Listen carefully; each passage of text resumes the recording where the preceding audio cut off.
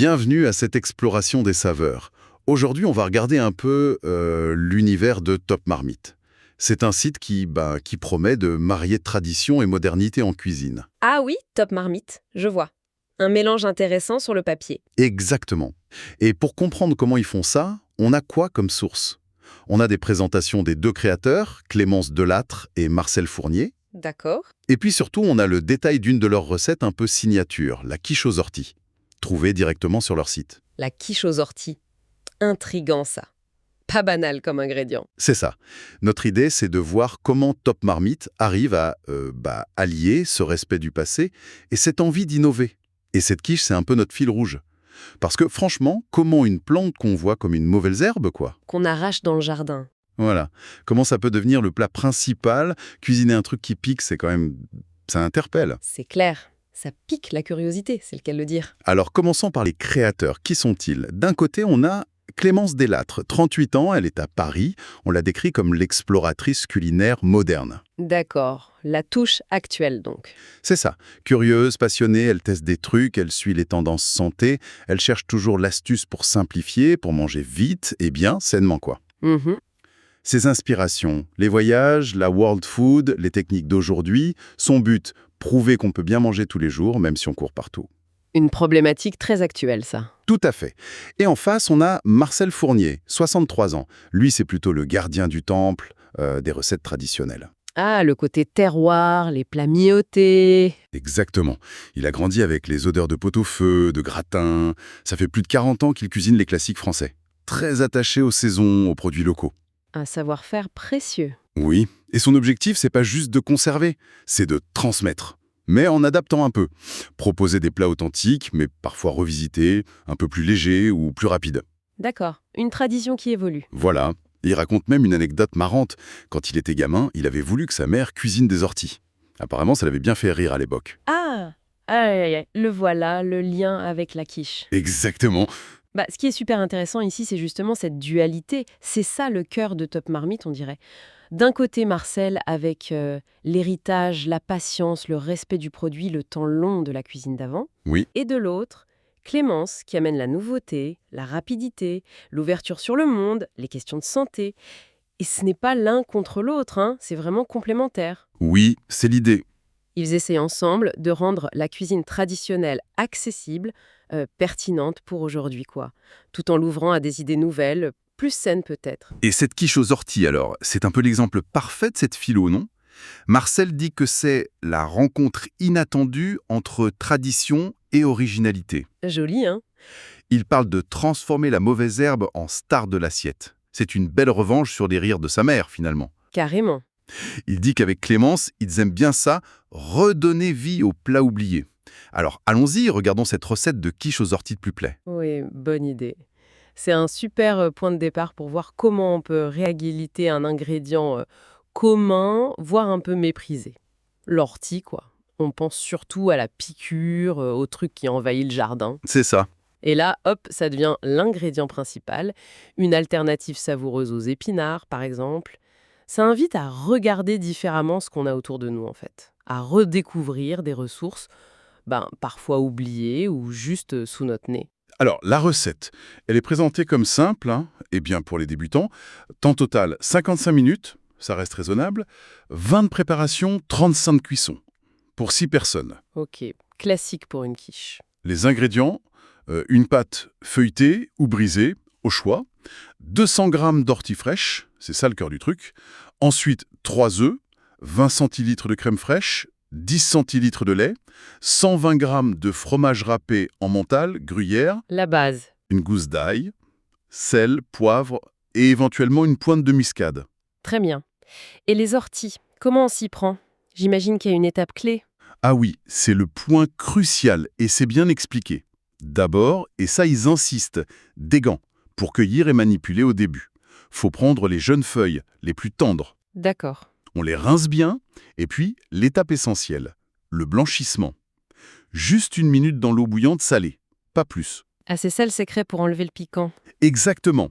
Ça désactive les poils urticants, et en plus ça fixe la belle couleur verte. Ensuite, on égoutte, on presse bien pour enlever l'eau, très important pour pas détremper la pâte, et on hache. Logique. Une fois qu'on a fait ça, l'ortie est domptée en quelque sorte. C'est l'idée. Après ça, on prépare l'appareil à quiche. Là, c'est standard, hein.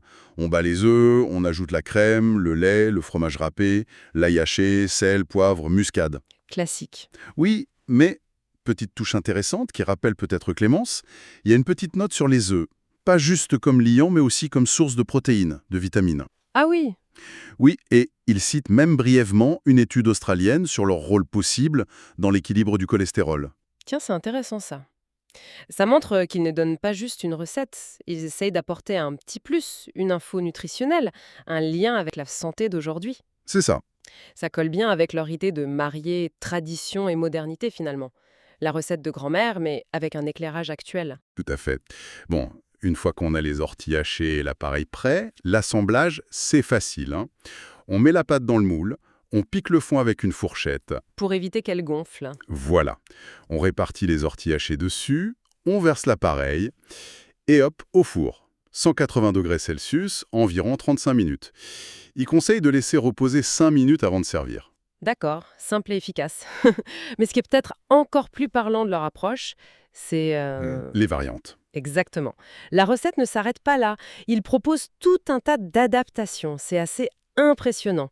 On peut changer le fromage, mettre du comté par exemple, ajouter du saumon frais ou fumé, ou des lardons, halal même pour une version non végé. Ah oui, il pense à tout. Spécifique. Version légère, crème légère, plus de lait. Version sans gluten, avec une pâte spéciale. Version végane, Vegan, une quiche aux orties vegan. Comment? avec du tofu soyeux à la place des œufs, de la crème végétale et de la levure maltée pour le petit goût fromage. Malin. Il y a aussi une version express si on utilise des ingrédients déjà prêts, et même une version pour les enfants. Ah, qu'est-ce qu'elle a de spécial? Les orties sont mixées très finement pour la texture et ils suggèrent un fromage plus doux. C'est vraiment pensé pour être adaptable au maximum. Oui, et cette modularité, je trouve ça très révélateur. Ça montre bien comment une recette de base, ancrée dans une certaine tradition, la quiche, peut devenir une plateforme. Une plateforme pour répondre à la diversité des gens aujourd'hui. Leur régime, leur goût, leur manque de temps parfois. C'est l'adaptation du savoir-faire dont parlait Marcel, en fait. C'est exactement ça, je pense. C'est rendre la tradition vivante, la faire évoluer avec nous, plutôt que de la laisser figer dans un livre de cuisine. C'est une bonne manière de voir les choses. Mais petite question, est-ce que cette hyper-adaptabilité, ça ne risque pas un peu de diluer l'authenticité? L'authenticité que Marcel, lui, semble vouloir protéger. C'est un équilibre, j'imagine. C'est une excellente question et c'est sans doute le défi permanent de leur démarche. Oui. Où est la limite entre respecter l'esprit original et adapter pour que ça reste pertinent et cuisiné aujourd'hui? Hmm. Une quiche lorraine végane, par exemple, ça peut faire bondir les puristes, c'est sûr. Mais pour Top Marmite, on dirait que l'important, c'est surtout de partager le plaisir de cuisiner maison, des plats inspirés par la tradition. D'accord. Quitte à ce que chacun se l'approprie un peu. L'authenticité, peut-être qu'elle est plus dans l'esprit produit simple, de saison, fait maison, que dans la lettre exacte d'une recette. L'adaptabilité devient alors une forme de respect, mais envers les mangeurs d'aujourd'hui, avec leurs contraintes et leurs choix. C'est une perspective intéressante. Et pour encourager les gens à se lancer, surtout avec un ingrédient comme l'ortie qui peut faire un peu peur, la recette est pleine de conseils pratiques. Ah oui? Comme quoi par exemple? Comment cueillir sans se faire piquer? Toujours les gants, utiliser des ciseaux, choisir les jeunes pousses du haut, l'astuce pour avoir une pâte bien croustillante, la pré-cuire un peu à blanc avant de garnir, Ah oui, classique mais efficace. comment avoir une cuisson bien homogène, placer la quiche plutôt en bas du four. Il donne même une estimation des calories par part pour la version classique, les allergènes potentiels. Très complet. Et des précautions, bien utiliser les jeunes feuilles, bien blanchir, éviter de cueillir près des routes polluées, etc. C'est bien.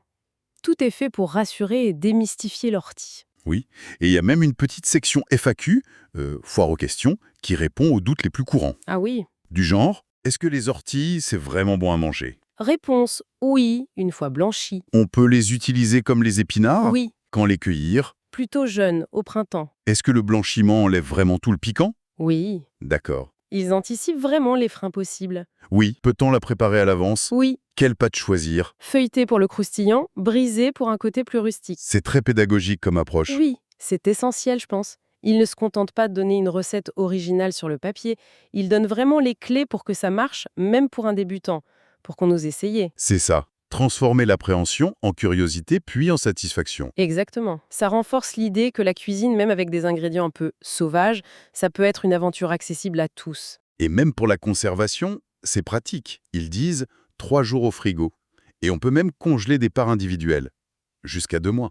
Pas mal. Pour réchauffer, ils recommandent le four, pour garder le croustillant de la pâte. Pas le micro-ondes. Mon conseil. Bon, alors si on essaie de résumer un peu tout ça, qu'est-ce qu'on retient de cette exploration de Top Marmite et de sa quiche or? D'abord, cette belle synergie entre Marcel et Clémence, non? Le passé et le présent qui bossent ensemble. Oui, cette complémentarité fondatrice. Ensuite, cette invitation à regarder autrement ce qu'on a autour de nous. Même les ingrédients les plus simples, les plus humbles, parfois oubliés comme l'ortie, qui peuvent devenir super gourmands. La redécouverte du potentiel local est souvent gratuit. C'est ça. Et enfin, une approche de la cuisine qui se veut créative, oui, mais aussi ancrée, pratique et surtout super adaptable. Tout à fait. Cet exemple de la quiche aux orties, c'est une très belle métaphore de leur démarche générale, je trouve. Ça montre que l'innovation en cuisine, ça ne vient pas forcément de produits rares ou de techniques hyper compliquées. Non, Ça peut naître simplement en revisitant notre propre terroir, notre jardin même, avec un savoir-faire traditionnel mais appliqué aux besoins d'aujourd'hui. Transformer la mauvaise herbe en star de l'assiette, c'est un acte de créativité assez fort, non? oui, c'est vrai. Ça valorise l'ingéniosité, ça questionne nos a priori sur ce qui est bon ou pas bon à manger, et ça résonne aussi avec des thèmes plus larges comme le gaspillage alimentaire, l'utilisation des ressources locales. C'est juste. D'ailleurs, Marcel termine sa présentation de la recette par un petit clin d'œil. Il dit « Qui sait, peut-être que vos invités demanderont une deuxième part avant même la fin du repas. Ah, ça donne envie d'essayer, c'est sûr. Relever le défi et l'ortie. » Carrément. Et ça nous laisse avec une pensée pour finir. Marcel, il a réussi à faire un délice avec ses orties que sa mère, à l'époque, trouvait juste bonnes à arracher. Alors, au-delà des orties, on peut se demander combien d'autres mauvaises herbes comestibles ou de légumes anciens oubliés ou même de parties d'aliments qu'on jette d'habitude, combien de ces choses attendent juste qu'on change notre regard? Qu'on ose un peu. Voilà, qu'on ose expérimenter pour découvrir des saveurs, des textures qu'on n'imaginait même pas. C'est peut-être une piste à creuser pour nos prochaines balades ou nos prochaines courses au marché. Qu'est-ce qui se cache là, juste sous nos yeux et qu'on ne voit plus? Bonne question pour la fin. De quoi réfléchir en cuisine?